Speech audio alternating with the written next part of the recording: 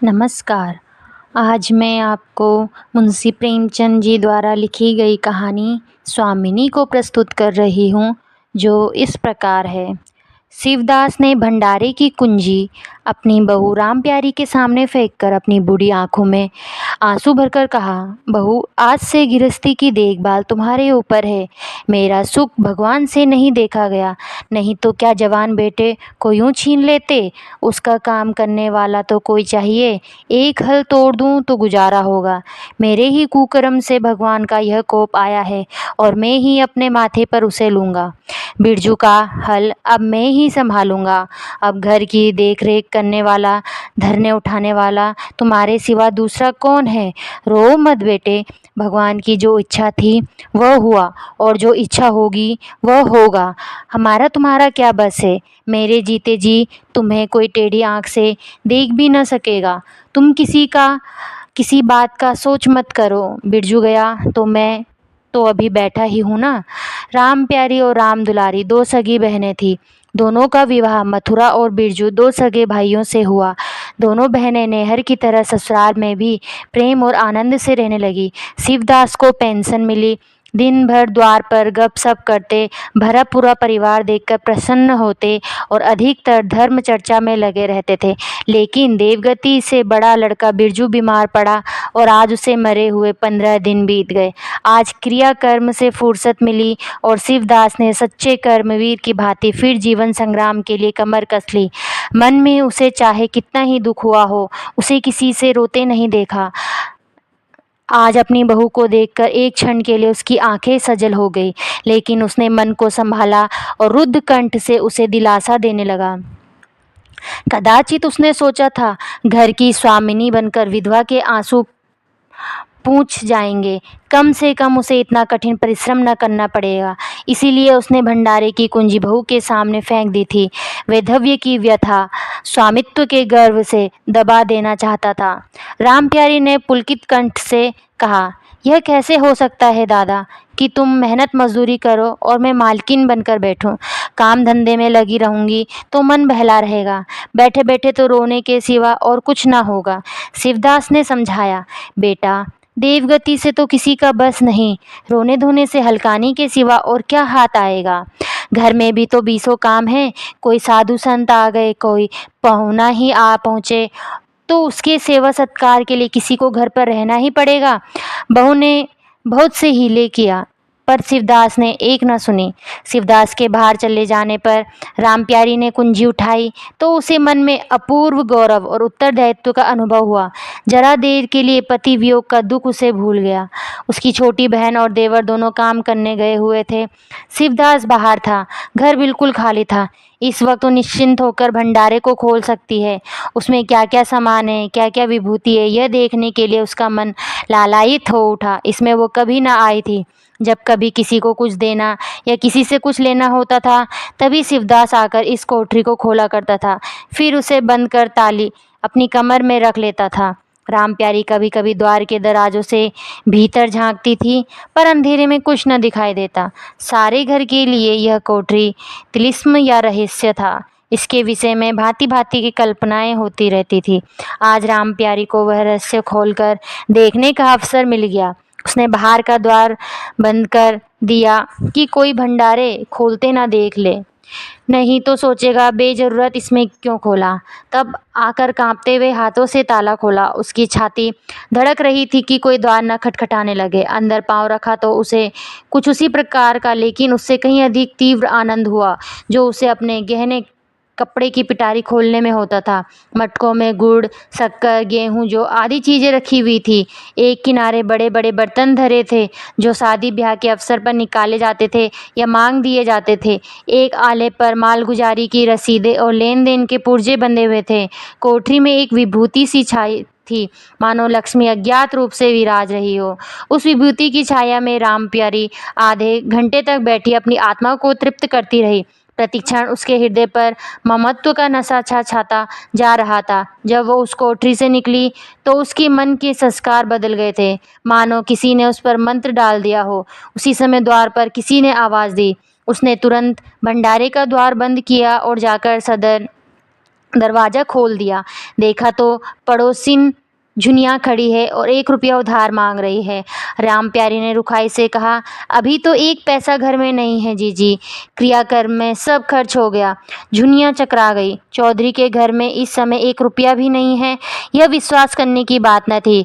जिसके यहाँ सैकड़ों का लेन देन है, वह सब कुछ क्रियाकर्म में नहीं खर्च कर सकता। अगर शिवदास ने बहाना किया होता तो उसे आश्चर्य न होता।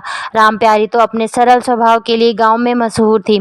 अक्सर शिवदास की आंखें बचाकर पड़ोसियों को इच्छित वस्तुएं दे दिया करती थी। अभी कल ही उसने जानकी को सेर भर दूध दिया, यहाँ तक कि अपने गहने तक मांगे दे देती थी। कृपण शिवदास के घर में ऐसी सखरज बहू का आना गांव वाले अपना सौभाग्य की बात समझते थे। झुनिया ने चकित होकर कहा, ऐसा न कहो जीजी, बड़े गार्ड से पढ़कर आई हूँ, नहीं तुम जानती हो मेरी आदत ऐसी नहीं है। बाकी का 1 रुपया देना है। प्यादा द्वार खड़ा बकझक रहा है, रुपया दे दो तो किसी तरह यह विपत्ति टले। मैं आज से 8वें दिन आकर दे जाऊंगी। गांव में और कौन घर है जहां मांगने जाऊं।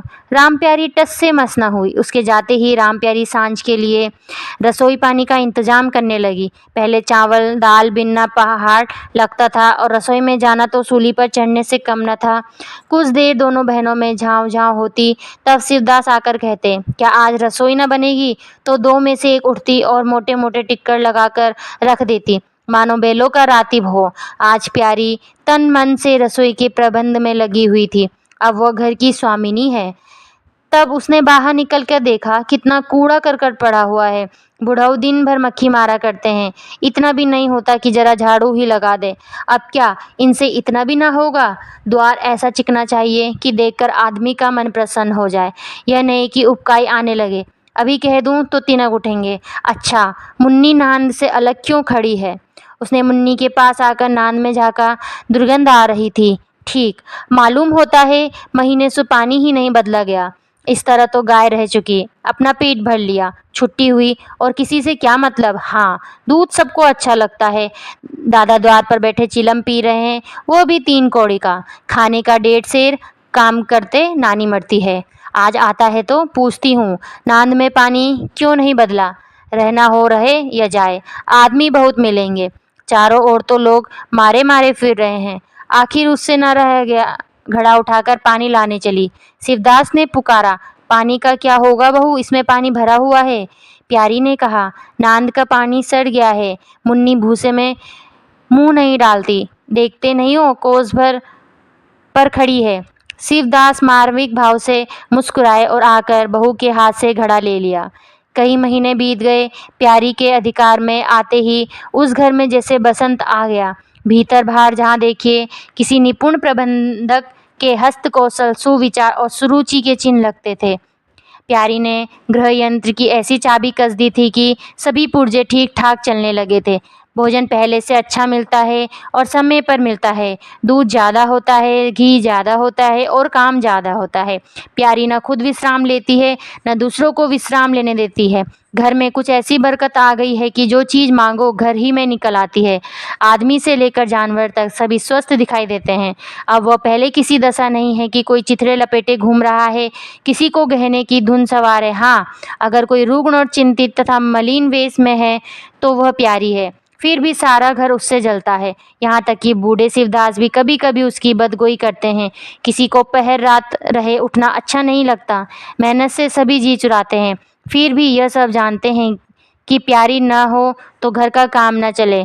और तो और दोनों बहनों में भी अब उतना अपनापन नहीं। प्रातःकाल का समय था। दुलारी ने हाथों के कड़े लाकर प्यारी के सामने पटक दिए और भुन्नाई हुई बोली, लेकर इसे भी भंडारे में बंद कर दे। प्यारी ने कड़े उठा लिए और कोमल स्वर में कहा, कह तो दिया, हाथ में रुपए आने दे, बनवा दूंगी। अभी ऐसा घिस नहीं गया है कि आज ही उतार कर फेंक दिया जाए। दुलारी लड़ने को तैयार होकर आई थी, बोली, तेरे हाथ में काहे को कभी रुपए आएंगे और काहे को कड़े बनेंगे? जोड़ तोड़ रखने में मज़ा आता है ना?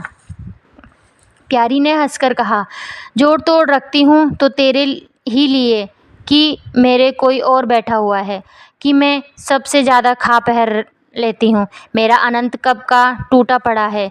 दुलारी, तुम ना खाओ ना पहनो, जस तो पाती हो। यहाँ खाने पहनने के सिवा और क्या है। मैं तुम्हारा हिसाब किताब नहीं जानती।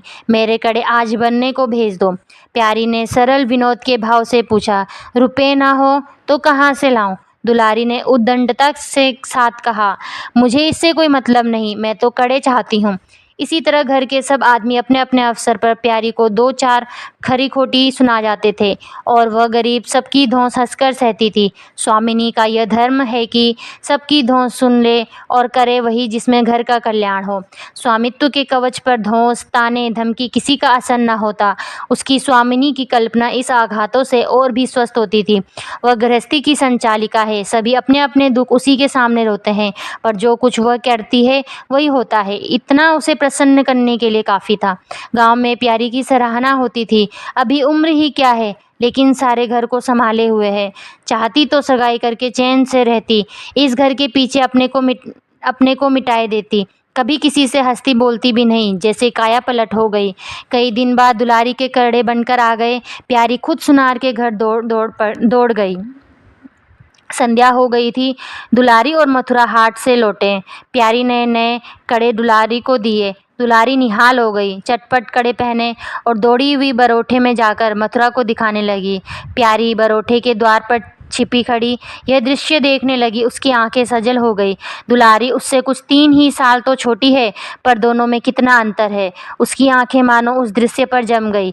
दंपत्ति का वह सरल आनंद, उसका प्रेमालिंगन, उसकी मुग्ध मुद्रा प्यारी की टकटकी सी बन गई। यहाँ तक कि दीपक के धुंधले प्रकाश में भी दोनों उसकी नज़रों से गायब हो गए और अपने ही अतीत जीवन की एक लीला आंखों के सामने बार बार नए नए रूप में आने लगे। सहसा शिवदास ने पुकारा, बड़ी बहू, एक पैसा दो, तंबाकू मंगवाऊं। प्यारी की समाधि टूट गई। आंसू पोंछती हुई भंडारे में से पैसा लेने चली गई। एक एक करके प्यारी के गहने हाथ से निकलते जाते थे। वह चाहती थी मेरा घर गांव में सबसे संपन्न समझा जाए और इस महत्वाकांक्षा का मूल्य देना पड़ा था। कभी घर की मरम्मत के लिए और कभी बैलों की नई गोई खरीदने के लिए, कभी नातेदारों के व्यवहारों के लिए, कभी बीमारों की दवा दारू के लिए रुपये की जरूरत पड़ती रहती थी। और जब बहुत कतर ब्योत करने पर भी काम न चलता तो वह अपनी कोई ना कोई चीज़ निकाल देती और चीज़ एक बार हाथ से निकलकर फिर न लौटती थी। वह चाहती तो इनमें से कितने ही खर्चों को टाल जाती, पर जहाँ इज्जत की बात आ पड़ती थी वो दिल खोलकर खर्च करती। अगर गांव में हेटी हो गई तो क्या बात रही, लोग उसी का नाम तो धरेंगे। दुलारी के पास भी गहने थे, 2-1 चीज़ें मथुरा के पास भी थी, लेकिन प्यारी उनकी चीज़ें न छूती। उनके खाने पहने के दिन थे, वे इस जंजाल में क्यों फंसे। दुलारी को लड़का हुआ तो प्यारी ने धूम से जन्मोत्सव मनाने का प्रस्ताव किया। शिवदास ने विरोध किया। क्या फ़ायदा, जब भगवान की दया से सगाई ब्याह के दिन आएंगे तो धूमधाम कर लेना। प्यारी का हौसलों से भरा दिल भला क्यों मानता। बोली, कैसी बात कहते हो दादा, पहलौठी लड़के के लिए भी धूमधाम न हुई तो कब होगी। मन तो नहीं मानता, फिर दुनिया क्या कहेगी। नाम बड़े, दर्शन छोटे थोड़े। मैं तुमसे कुछ नहीं मांगती, अपना सारा सरेजाम कर लूँगी, गहनों के माथे जाएगी और क्या।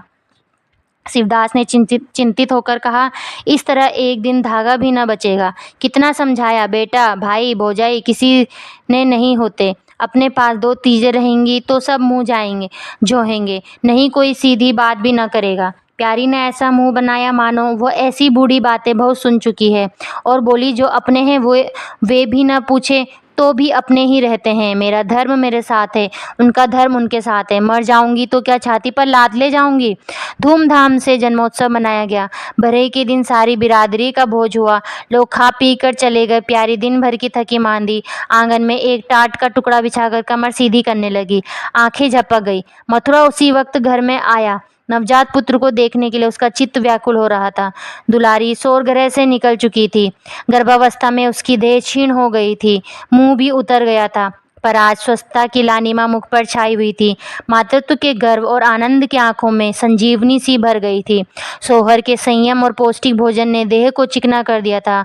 मथुरा उसे आंगन में देखते ही समीप आ गया और एक बार प्यारी की ओर ताक कर उसके निद्रा मग्न होने का निश्चय करके उसने शिशु को गोद में ले लिया और उसका मुंह चूमने लगा। आहट पाकर प्यारी की आंखें खुल गई, पर उसने नींद का बहाना किया और अधखुली आंखों से यह आनंद क्रीड़ा देखने लगी। माता और पिता दोनों बारी-बारी से बालक को चूमते, गले लगाते और उसके मुख को निहारते थे। कितना स्वर्गीय आनंद था! प्यारी की तृषीण लालसा एक क्षण के लिए स्वामिनी को भूल गई। जैसे लगा मुखबंद, बोझ से लदा हुआ, हाँकने वाले के चाबुक से पीड़ित, दौड़ते-दौड़ते बेदम तुरंग हिनहिनाने की आवाज़ सुनकर कनौतियाँ खड़ी कर लेता है और परिस्थिति को भूलकर एक दबी हुई हिनहिनाहट से उसका जवाब देता है। कुछ वही दशा प्यारी की हुई। उसका मातृत्व जो पिंजरे में बंद, मूक, निश्चेष्ट पड़ा हुआ था, समीप से आने वाली मातृत्व की चहकार सुनकर जैसे जाग पड़ा और चिंताओं के उस पिंजरे से निकलने के लिए पंख फड़फड़ाने लगा। मथुरा ने कहा, "यह मेरा लड़का है।" दुलारी ने बालक को गोद में चिपटाकर कहा, "हाँ, है, क्यों नहीं? तुम्ही ने तो 9 महीने पेट में रखा है। सांसत तो मेरी हुई, बाप कहलाने के लिए तुम कूद पड़े। मथुरा, मेरा लड़का ना होता तो मेरी सूरत का क्यों होता? चेहरा मोहरा, रंग रूप सब मेरा हिस्सा है कि नहीं? दुलारी, इससे क्या होता है? बीज बनिए के घर से आता है, खेत किसान का होता है, उपज बनिए की नहीं होती, किसान की होती है। मथुरा, बातों में तुमसे कोई न जीतेगा। मेरा लड़का हो जाएगा तो मैं द्वार पर बैठकर मज़े से हुक्का पिया करूँगा। दुलारी, मेरा लड़का पढ़ेगा लिखेगा, कोई बड़ा ओहदा पाएगा, तुम्हारी तरह दिन भर बैल के पीछे न चलेगा। मालकिन से कहना है कल एक पालना बनवा दे। मथुरा, अब बहुत सवेरे न उठा करना और छाती फाड़कर काम भी न करना। दुलारी, यह महारानी जीने देगी? मथुरा, मुझे तो बेचारी पर दया आती है। उसके कौन बैठा हुआ है? हम ही लोगों के लिए मरती है। भैया होते तो अब तक 2-3 बच्चों की माँ हो गई होती। प्यारी के कंठ में आंसुओं का ऐसा वेग उठा कि उसे रोकने में सारी देह कांप उठी। अपना वंचित जीवन उसे मरुस्थल सा लगा। उसकी सूखी रेत पर हरा भरा बाग लगाने की निष्फल चेष्टा कर रही थी। सहसा शिवदास ने भीतर आकर कहा, "बड़ी बहू, क्या सो गई? बाजे वाले को अभी परोसा नहीं मिला, क्या कह दूं?" कुछ दिनों के बाद शिवदास भी मर गया। उधर दुलारी के 2 बच्चे और हुए। वो भी अधिकतर बच्चों के लालन पालन में व्यस्त रहने लगी। खेती का काम मजदूरों पर आ पड़ा। मथुरा मजदूर तो अच्छा था, संचालक अच्छा न था। उसे स्वतंत्र रूप से काम लेने की कभी अवसर न मिला। खुद पहले भाई की निगरानी में काम करता रहा, बाद में बाप की निगरानी में काम करने लगा। खेती का तार भी न जानता था। वही मजदूर उसके यहाँ टिकते थे जो मेहनत नहीं, खुशामद करने में कुशल होते थे। इसलिए प्यारी को अब दिन में 2-4 चक्कर खेत का भी लगाना पड़ता था। कहने को तो वह अब भी मालकिन थी, पर वास्तव में घर भर की सेविका थी। मजदूर भी उसे तोरियां बदलते, जमींदार का प्यादा भी उसी पर धोस जमाता। भोजन में किफ़ायत करनी पड़ती। लड़कों को तो जितनी बार मांगे उतनी बार कुछ न कुछ चाहिए। दुलारी तो लड़कोरी थी, उसे जी भर भोजन चाहिए। मथुरा घर का सरदार था, उसके लिए अधिकार को कौन छीन सकता था? मजदूर भला क्यों रियायत करने लगे थे? सारी कसर बेचारी प्यारी पर निकलती थी। वही एक फालतू चीज़ थी, अगर आधा ही पेट खाए तो किसी को कोई हानि न हो सकती थी। 30 वर्ष की अवस्था में उसके बाल पक गए, कमर झुक गई, आंखों की जोत कम हो गई, मगर वो प्रसन्न थी। स्वामित्व का गौरव इन सारे जख्मों पर मरहम का काम करता था। एक दिन मथुरा ने कहा, "भाभी, अब तो कहीं परदेश जाने का जी होता है। यहाँ तो कमाई में बरकत नहीं, किसी तरह पेट की रोटियां चल जाती है, वह भी रोध होकर। कई आदमी पूरब से आए हैं, वे कहते हैं वहाँ 2-3 रुपए रोज की मजदूरी हो जाती है। 4-5 साल भी रह गया तो मालामाल हो जाऊंगा। अब आगे लड़के बाले हुए हैं, इनके लिए कुछ तो करना ही चाहिए।" दुलारी ने समर्थन किया, "हाथ में 4 पैसे होंगे, लड़कों को पढ़ाएंगे लिखाएंगे। हमारी तो किसी तरह कट गई, लड़कों को तो आदमी बनाना है।" प्यारी यह प्रस्ताव सुनकर अवाक रह गई, उसका मुंह ताकने लगी। इसके पहले इस तरह की बातचीत कभी न हुई थी। यह धुन कैसे सवार हो गई? उसे संदेह हुआ, शायद मेरे कारण यह भावना उत्पन्न हुई। बोली, "मैं तो जाने को न कहूँगी, आगे जैसी तुम्हारी इच्छा हो। लड़कों को पढ़ाने लिखाने के लिए यहाँ भी तो मदरसा है, फिर क्या नित्य यही दिन बने रहेंगे? 2-3 साल भी खेती बन गई तो सब कुछ हो जाएगा। मथुरा, इतने दिन खेती करते हो गए, जब अब तक न बनी तो अब क्या बन जाएगी? इस तरह एक दिन चल देंगे, मन की मन में रह जाएगी, फिर अब पोरुख भी तो थक रहा है, यह कहती कौन संभालेगा। लड़कों को मैं चक्की में जोतकर उनकी ज़िंदगी नहीं खराब करना चाहता। प्यारी ने आंखों में आंसू लाकर कहा, भैया घर पर जब तक आधा मिले सारी के लिए न धावना चाहिए। अगर मेरी ओर से कोई बात हो तो अपना घर बार अपने हाथ में करो, मुझे एक टुकड़ा दे देना, पड़ी रहूंगी। मथुरा आर्द्रकंठ होकर बोला, भाभी यह तुम क्या कहती हो? तुम्हारे ही संभाले यह घर अब तक चला है, नहीं तो रसातल को चला गया होता। इस गिरस्ती के पीछे तुमने अपने को मिट्टी में मिला दिया, अपनी देह धुला डाली। मैं अंधा नहीं हूँ, सब कुछ समझता हूँ। हम लोगों को जाने दो, भगवान ने चाहा तो घर फिर संभल जाएगा। तुम्हारे लिए हम बराबर खर्च परच भेजते रहेंगे। प्यारी ने कहा, ऐसा ही है तो तुम चले जाओ, बाल बच्चों को कहाँ कहाँ बांधे फिरोगे। दुलारी बोली, यह कैसे हो सकता है बहन, यहाँ देहात में लड़के क्या पढ़े लिखेंगे, बच्चों के लिए के बिना इनका जी वहाँ ना लगेगा, दौड़ दौड़ कर घर आएंगे और सारी कमाई रेल खा जाएगी। परदेश में अकेले जितना खर्च होगा उतने में सारा घर आराम से रहेगा। प्यारी बोली, तो मैं ही यहाँ रहकर क्या करूँगी, मुझे भी लेते चलो। दुलारी उसे साथ ले चलने को तैयार नहीं थी, कुछ दिन का आनंद उठाना चाहती थी। अगर परदेश में भी यह बंधन रहा तो जाने से फ़ायदा ही क्या। बोली, बहन तुम चलती तो क्या बात थी, लेकिन फिर यहाँ का सारा कारोबार तो चौपट हो जाएगा। तुम तो कुछ ना कुछ देखभाल करती ही रहोगी। प्रस्थान की तिथि के एक दिन पहले ही राम प्यारी ने रात भर जाकर हलवा और पूरियाँ पकाई। जब से इस घर में आई, कभी एक दिन के लिए भी अकेले रहने का अवसर नहीं आया। दोनों बहनें सदा साथ रही। आज उस भयंकर अवसर को सामने आता देखकर प्यारी का दिल बैठ जाता था। वह देखती थी मथुरा प्रसन्न है, बाल वृंद यात्रा के या आनंद में खाना पीना तक भूले हुए हैं, तो उसके जी में आता वह भी इस भांति निर्द्वंद रहे, मोह और ममता को पैरों से कुचल डाले। किंतु वह ममता जिस खाद्य को खा खा कर पली थी, उसे अपने सामने से हटाए जाते देखकर क्षुब्ध होने से न रुकती थी। दुलारी तो इस तरह निश्चिंत होकर बैठी थी मानो कोई मेला देखने जा रही है। नई नई चीज़ों को देखने, नई दुनिया में विचरने की उत्सुकता ने उसे क्रिया शून्य सा कर दिया था। प्यारी के सिर सारे प्रबंध का भार था। धोबी के घर से सब कपड़े आए हैं या नहीं, कौन कौन से बर्तन साथ जाएंगे, सफ़र खर्च के लिए कितने रुपयों की जरूरत होती। एक बच्चे को खांसी आ रही थी, दूसरे को कई दिन से दस्त आ रहे थे। उन दोनों की औषधियों को पीसना कूटना आदि सैकड़ों ही काम व्यस्त किए हुए थे। लड़कोरी न होकर भी वो बच्चों के लालन पालन में दुलारी से कुशल थी। देखो, बच्चों को बहुत मारना पीटना मत, मारने से बच्चे जिद्दी या बेहया हो जाते हैं। बच्चों के साथ आदमी को बच्चा बन जाना पड़ता है, कभी कभी उनके साथ खेलना पड़ता है, कभी हंसना पड़ता है। जो तुम चाहो कि हम आराम से पड़े रहें और बच्चे चुपचाप बैठे रहें, हाथ पैर न हिलाए, तो यह नहीं हो सकता। बच्चे तो स्वभाव के चंचल होते हैं, उन्हें किसी न किसी काम में फंसाए रखो। धेले का खिलौना हजार घुड़कियों में बढ़कर होता है। दुलारी इन उपदेशों को इस तरह बेमन होकर सुनती थी मानो कोई सनक कर बक रहा हो। विदाई का दिन प्यारी के लिए परीक्षा का दिन था। उसके जी में आता था कहीं चले जाए जिससे वह दृश्य देखना न पड़े। हाँ, घड़ी भर में यह घर सूना हो जाएगा। वह दिन भर घर में अकेली पड़ी रहेगी, किससे हंसेगी बोलेगी, यह सोचकर उसका हृदय कांप जाता था। ज्यों ज्यों समय निकट आता था उसकी वृत्तियां शिथिल हो जाती थी। वह कोई काम करते करते जैसे खो जाती थी और अपलक नेत्रों से किसी बिंदु की ओर ताकने लगती। कभी अवसर पाकर एकांत में जाकर थोड़ा सा रो आती थी। मन को समझा रही थी, वह लोग अपने होते तो क्या इस तरह चले जाते। यह तो मानने का नाता है, किसी पर कोई ज़बरदस्ती है। दूसरों के लिए कितना ही मरो तो भी अपने नहीं होते। पानी तेल में कितना ही मिले फिर भी अलग ही रहेगा। बच्चे नए नए कुर्ते पहने नवाब बने घूम रहे थे। प्यारी उन्हें प्यार करने के लिए गोद लेना चाहती तो रोने का सा मुंह बनाकर छुड़ाकर भाग जाते। वह क्या जानती थी कि ऐसे अवसर पर बहुधा अपने बच्चे भी निष्ठुर हो जाते। 10 बजते बजते द्वार पर बैलगाड़ी आ गई। लड़के पहले से ही उस पर जा बैठे। गांव के कितने स्त्री पुरुष मिलने आए। प्यारी को इस समय उनका आना बुरा लग रहा था। वह दुलारी से थोड़ी देर एकांत में गले मिलकर रोना चाहती थी। मथुरा ने हाथ जोड़कर कहना चाहती थी, मेरी खोज खबर लेते रहना, तुम्हारे सिवा मेरा संसार में कौन है। लेकिन इस भड़बड़ में उसको इन बातों का मौका न मिला। मथुरा और दुलारी दोनों गाड़ी में जा बैठे और प्यारी द्वार पर रोती खड़ी रह गई। वह इतनी विहल थी कि गांव के बाहर तक पहुंचने की भी उसे सुधि न रही। कई दिन तक प्यारी मूर्छित सी पड़ी रही, न घर से निकली, न चूल्हा जलाया, न हाथ मुंह धोया। उसका हलवा जोखू बार बार आकर कहता, मालकिन उठो, हाथ मुंह धो, कुछ खाओ पियो।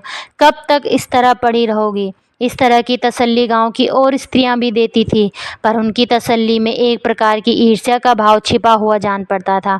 जोखू के स्वर में सच्ची सहानुभूति सल झलकती थी। जोखू कामचोर, बातूनी और नशेबाज था। प्यारी उसे बराबर डांटती रहती थी, 2 बार उसे निकाल भी चुकी थी, पर मथुरा के आग्रह से फिर रख लिया था। आज भी जोकू की सहानुभूति भरी बातें सुनकर प्यारी झुंझलाती। वह काम करने क्यों नहीं जाता? यहाँ मेरे पीछे क्यों पड़ा हुआ है? मगर उसे झिड़क देने को जी न चाहता था। उसे इस समय सहानुभूति की भूख थी। फल कांटेदार वृक्ष से भी मिले तो क्यों उन्हें छोड़ दिया जाता है? धीरे धीरे क्षोभ का वेग कम हुआ। जीवन के व्यापार होने लगे। अब खेती का सारा भार प्यारी पर था। लोगों ने सलाह दी, एक हल तोड़ दो और खेतों को उठा दो, पर प्यारी का गर्व यूं ढोल बजाकर अपनी पराजय स्वीकार न कर सकता था। सारे काम पूर्ववत चलने लगे। उधर मथुरा के चिट्ठी पत्री न भेजने से उसके अभिमान को और भी उत्तेजना मिली, और वह समझता है मैं उसके आश्रय बैठी हूँ, यहाँ उसको भी खिलाने का दावा रखती हूँ। उसके चिट्ठी भेजने से मुझे कोई निधि न मिल जाती। उसे अगर मेरी चिंता नहीं है तो मैं कब उसकी परवाह करती हूँ। घर में तो अब विशेष कोई काम रहा नहीं। प्यारी सारे दिन खेती बाड़ी के कामों में लगी रहती। खरबूजे बोते, वह खूब फले और खूब बिके। पहले सारा दूध घर में खर्च हो जाता था, अब बिकने लगा। प्यारी की मनोवृत्तियों में भी एक विचित्र परिवर्तन आ गया। अब वह साफ सुथरे कपड़े पहनती, मांग चोटी की ओर से उतनी उदासीन न थी। आभूषणों में भी रुचि हुई। रुपए हाथ में आते ही उसने अपने गिरवी गहने छुड़ाए और भोजन के संयम से करने लगी। सागर पहले खेतों को सींचकर खुद खाली हो जाता था, अब निकासी की नालियां बंद हो गई थी। सागर में पानी जमा होने लगा और निकासी की नालियां बंद हो गई थी। सागर में पानी जमा होने लगा और अब हल्की हल्की लहरें भी थी, खिले हुए कमल भी थे। एक दिन जो कुहार से लौटा तो अंधेरा हो गया था। प्यारी से पूछा, अब तक वहाँ क्या करता रहा? जोखू ने कहा, 4 क्यारियां बच रही थी, मैंने सोचा 10 मोट और खींच दूं, कल का झंझट कौन रखे। जोखू अब कुछ दिनों से काम में मन लगाने लगा था। जब तक मालिक उसके सर पर सवार रहते थे वो हाले बहाने करता, अब सब कुछ उसके हाथ में था। प्यारी सारे दिन में थोड़े ही रह सकती थी, इसीलिए अब उसने जिम्मेदारी आ गई थी। प्यारी ने लोटे का पानी रखते हुए कहा, अच्छा हाथ मुंह धो डालो, आदमी जान रखकर काम करता है, हाय हाय करने से कुछ नहीं होता। खेत आज ना होते कल होते, क्या जल्दी थी। जोखू ने समझाया, प्यारी बिगड़ रही जोखू ने समझा प्यारी बिगड़ रही है। उसने तो अपनी समझ से कारगुजारी की थी और समझा था तारीफ होगी। यहाँ आलोचना हुई। चिढ़कर बोला, मालकिन तुम दाहिने बाएं दोनों ओर चलती हो, जो बात नहीं समझती हो उसमें क्यों कूदती हो? कल के लिए तो उचवा के खेत पड़े सूख रहे हैं, आज बड़ी मुश्किल से कुआं खाली हुआ, सवेरे में पहुंचता तो कोई और आकर न छेंक लेता, फिर अठवारे तक राहत देखनी पड़ती, तब तक तो सारी ऊँख विदा हो जाती। प्यारी उसकी सरलता पर हंस पड़ी, बोली, अरे तो मैं तुझे कुछ कह थोड़ी रही हूँ पागल, मैं तो कहती हूँ कि जान रखकर काम कर, कहीं बीमार पड़ गया तो लेने के देने पड़ जाएंगे। जोखू, कौन बीमार पड़ जाएगा? मैं 20 साल में कभी सीट तक तो दुखा नहीं, आगे की नहीं जानता। कहो तो रात भर काम करता रहूं। प्यारी, मैं क्या जानूं, तुम ही अंतरे दिन बैठे रहते थे और पूछा जाता था तो कहते थे ज्वर आ गया है, था पेट में दर्द था। जो कुछ झेपता हुआ बोला, वह बातें जब थी जब मालिक लोग चाहते थे कि इसे पीस डाले, अब तो जानता हूँ मेरे ही माथे हैं, मैं न करूँगा तो सब चौपट हो जाएगा। प्यारी, मैं क्या देखभाल नहीं करती? जोकू, तुम बहुत करोगी, 2 बेर चलिए जाओगी, सारे दिन तुम वहाँ बैठी नहीं रह सकती। प्यारी को उसके निष्कपट व्यवहार ने मुग्ध कर दिया। बोली, तो इतनी रात गए चूल्हा जलाओगे, कोई सगाई क्यों ना कर लेते? जोखू ने मुंह धोते हुए कहा, तुम भी खूब कहती हो मालकिन, अपने पेट भरने को तो होता नहीं, सगाई कर लो। 1.25 सेर खाता हूँ 1 जून, पूरा 1.25 सेर, दोनों जून के लिए 2 सेर चाहिए। प्यारी, अच्छा आज मेरी रसोई में खाओ, देखूं कितना खाते हो। जोखू ने पुलकित होकर कहा, नहीं मालकिन, तुम बनाते बनाते थक जाओगी। हाँ, आधा आधा सेर के 2 रोटी बनाकर खिला दो तो खा लो, मैं तो यही करता हूँ बस। आधा आटा सान कर 2 रोटियां बनाता हूँ और उपले पर सेक लेता हूँ, कभी मट्ठे से, कभी नमक से, कभी प्याज से खा लेता हूँ और आकर पड़ रहता हूँ। प्यारी, मैं तुम्हें आज फुल्के खिलाऊंगी। जोखू, तब तो सारी रात खाते ही बीत जाएगी। प्यारी, बको मत, चटपट आके बैठ जाओ। जोखू, जरा बेलों को सानी पानी देता आऊँ तो बैठो। जोखू और प्यारी में ठनी हुई थी। प्यारी ने कहा, मैं कहती हूँ धान रोपने की कोई ज़रूरत नहीं। झड़ी लग जाए तो खेत डूब जाए, बरखा बंद हो जाए तो खेत सूख जाए, ज्वार बाजरा सन अरहर सब तो है, धान न सही। जोखू ने अपने विशाल कंधे पर फावड़ा रखते हुए कहा, जो सबका होगा तो मेरा भी होगा। इन सबका डूब जाएगा तो मेरा भी डूब जाएगा। मैं क्यों किसी से पीछे रहूं?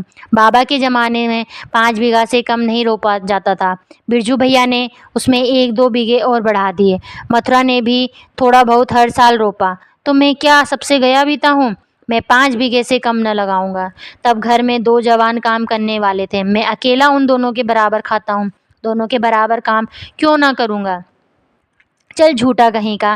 कहते थे 2 सेर खाता हूँ, 4 सेर खाता हूँ, आधा सेर में रह गए। तोला है बड़े खाने वाले। मैं कहे देती हूँ, धान न रोपो, मजूर मिलेंगे नहीं, अकेले हलकान होना पड़ेगा तुम्हारी बला से। मैं ही हलकान होऊंगा ना। यह दे किस दिन काम आएगी? प्यारी ने उसके कंधे पर से फावड़ा ले लिया और बोली, तुम पहर रात से पहर रात तक ताल में रहोगे, अकेला मेरा जी उबेगा। जोकू को भी उबने का अनुभव ना था। कोई काम ना हो तो आदमी पढ़कर सो रहे। जी क्यों उबे? बोला, जी उबे तो सो रहना, मैं घर रहूँगा तब तो और जी उबेगा। मैं खाली बैठता हूँ तो बार बार खाने की सूझती है। बातों में देर हो रही है और बादल घिरे आते हैं। प्यारी ने हार कर कहा, अच्छा कल से जाना, आज बैठो। जोखे ने मानो बंधन में पड़कर कहा, अच्छा बैठ गया, कहो क्या कहती हो?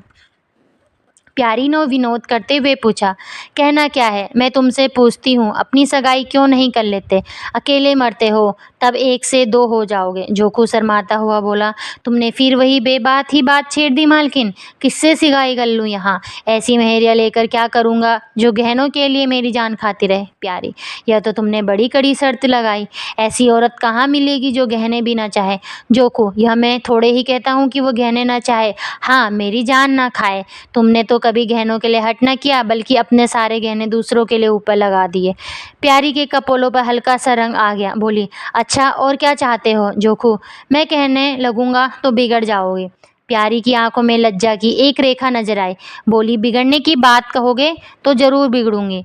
जोखू, तो मैं न कहूँगा। प्यारी ने उसे पीछे की ओर ढकेलते हुए कहा, कहोगे कैसे नहीं? मैं कहला के छोड़ूंगी। जोखू, मैं चाहता हूँ कि तुम्हारी तरह हो, ऐसी गंभीर हो, ऐसी ही बातचीत में चतुर हो, ऐसा ही अच्छा पकाती हो, ऐसी ही किफ़ायती हो, ऐसी ही हंसमुख हो। बस ऐसी औरत मिलेगी तो करूँगा, नहीं तो इसी तरह पड़ा रहूँगा। प्यारी का मुख लज्जा से आरक्त हो गया। उसने पीछे हटकर कहा, तुम बड़े नटखट हो। हंसी हंसी में सब कुछ कह गए। धन्यवाद।